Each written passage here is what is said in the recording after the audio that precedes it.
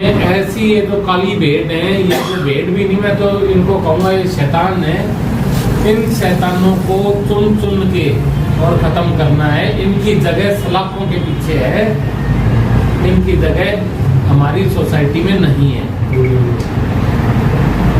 दूसरी चीज, जो नशा करता है उसे मैं ये मानता हूँ वो पीड़ित है, वो बदमाश नहीं है। वो तो आपकी तरह, सभी आम आदमी की तरह एक ऐसा व्यक्ति है जिसको किसी ने फंसा लिया इस दलदल में, और उसका इलाज यदि हो जाए, उसको सपोर्ट मिल जाए, उसको लोगों का साथ मिले, तो वो इस चीज से बाहर निकल सकता है और देश के लिए, समाज के लिए, अपने परिवार के लिए प्रोडक्टिव काम कर सकता है, काम आ सकता है। तो यदि ऐसे भी आदमी यहाँ पे, मुझे जो आते ही सुनने को मिला भी इस गांव में बड़ी समस्या है, सबसे पहले आपके ही गांव में आया हूँ, तो ऐसे व्यक्तियों की लिस्ट बन जाए, सीएमओ साहब से मिलके, डीसी साहब से मिलके उनका निःशुल्क इलाज कराएंगे ताकि वो दोबारा से मुख्य धारा में लौट सके, अपने बच्चों से, अपने परिवार से जुड़ सके। जिस चीज की वो गिरफ्त में चले गए हैं उस गिरफ्त से बाहर आ सके। नहीं तो कालांतर में कुछ समय के बाद उनका हद होगा और वो आप में से ही किसी के रिश्तेदार भी होंगे, किसी के सगे भी होंगे, उनको हमें बचाना है। तीसरी चीज जो सबसे ही जरूरी है वो है जन जागरूकता। जागरूकता होती है आपके बीच में, मैं आ गया, मैं आपको बता रहा हूँ कि ये जहर है तो वो जहर ही है, मैं झूठ नहीं बोल रहा है। ये चीज आपको आगे अपने बच्चों को बतानी है, घर में बच्चों को बताओ, अपने दोस्तों को बताओ, अपने पूरे परिवार में, समाज में, खानदान में सबको बताओ कि इस चीज से बच लो भाई। इस चीज में जो फंस गया बहुत बुरा अंजाम होता है। यदि आप समय पे जागरूकता फैला देंगे, देखिए बच्चा जब घर आता है या कोई भी व्यक्ति घर आता है जिसने नशे करने शुरू कर दिए, चाहे वो इंजेक्शन से करता हो, चाहे गोली खाता हो, चाहे वो सिगरेट वैसे पीता हो ऑयल पे लगा के, या किसी भी प्रकार से नशा करता हो, मेडिकल गोलियां खाता हो,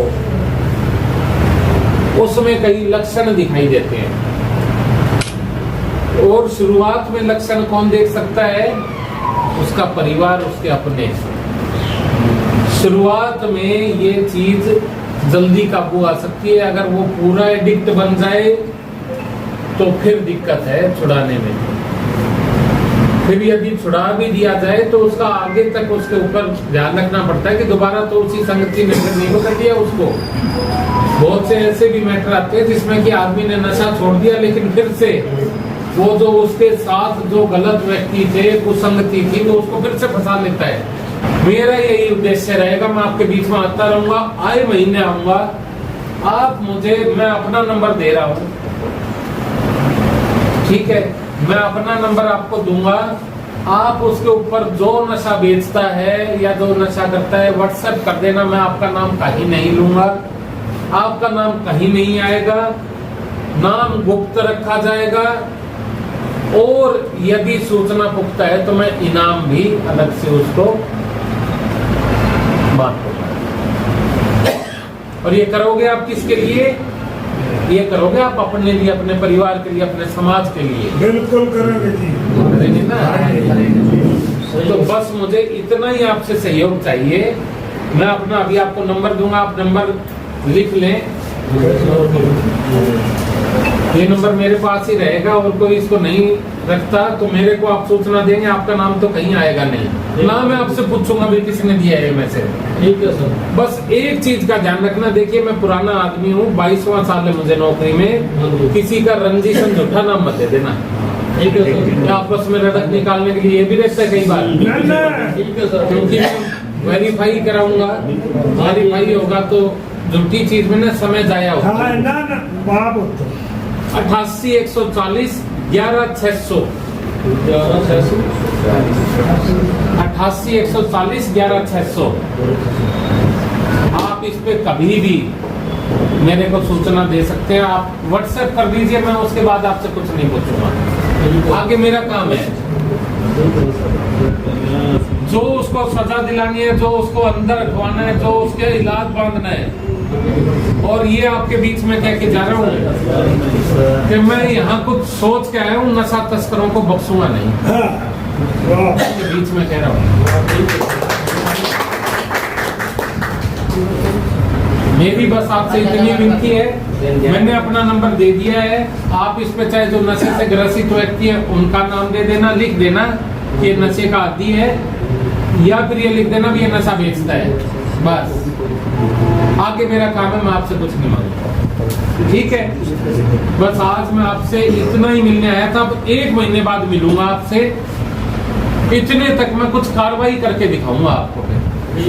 आप सूचना देंगे तो आपका स्वागत है, नहीं देंगे तो भी मैं तो कार्रवाई करूंगा 100%। आप देंगे तो मुझे बड़ी खुशी होगी कि आप इसमें